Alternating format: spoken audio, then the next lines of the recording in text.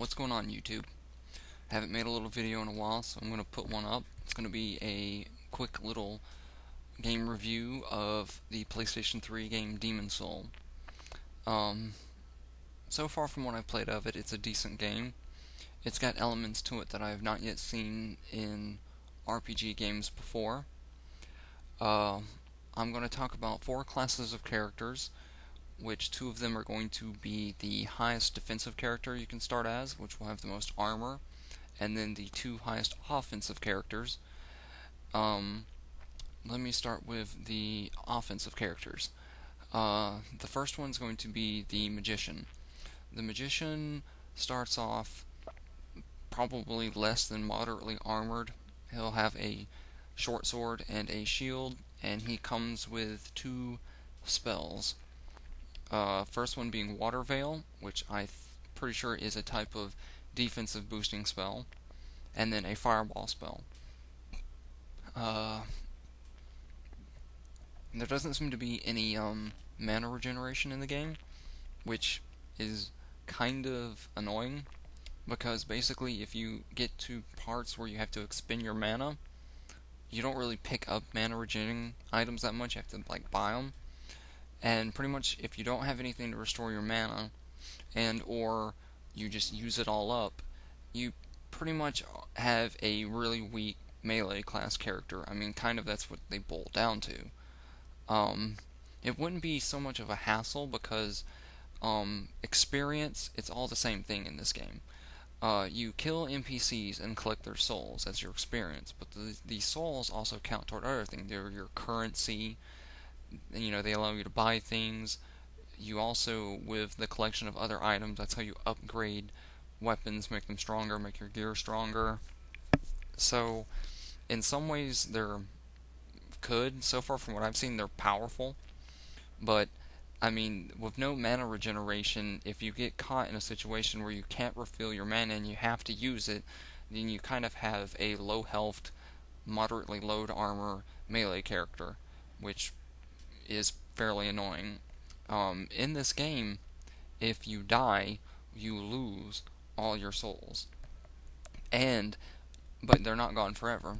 If you can, it'll reset you to the start of the level from your not a checkpoint, but from the start of the level. And then you can basically work your way back with all the NPCs you've killed so far, respawn, get back to the area where you died and reclaim your lost souls. But if you die again before reclaiming your souls, you lose your souls from your previous death. So they're kind of a difficult class to play. I'm sure, if you were really into it, you could probably get the better hang of it than I can. But from what I've played on a Magician so far, it is kind of nerve-wracking.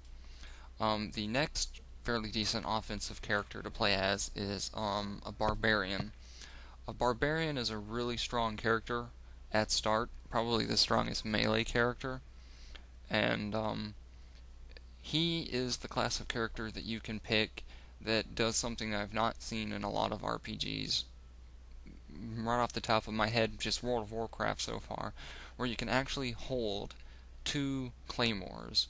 If once your barbarian gets strong enough, you can actually dual wield heavy weapons like that. Claymores, 2-handed axes. It's pretty nice. It's really cool.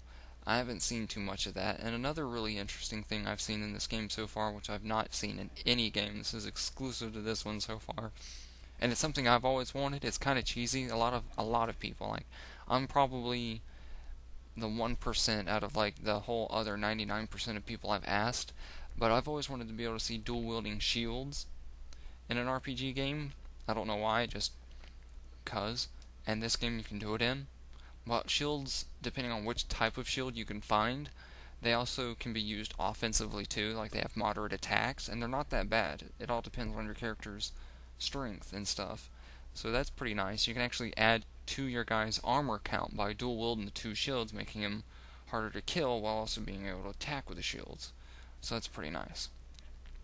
The 2 second highest characters that I would recommend, and these are the 2 that I would probably definitely recommend for beginning players, are the 2 highest defensive stat characters, which is, one is a guard, or no, he's a knight. He starts off fully armored with a shield and a long sword, and then the next one is a temple guard. He starts off fairly armored with a shield, and he has a polearm slash axe. And the temple guard also comes with a spell. He comes with a heal spell, which restores his health.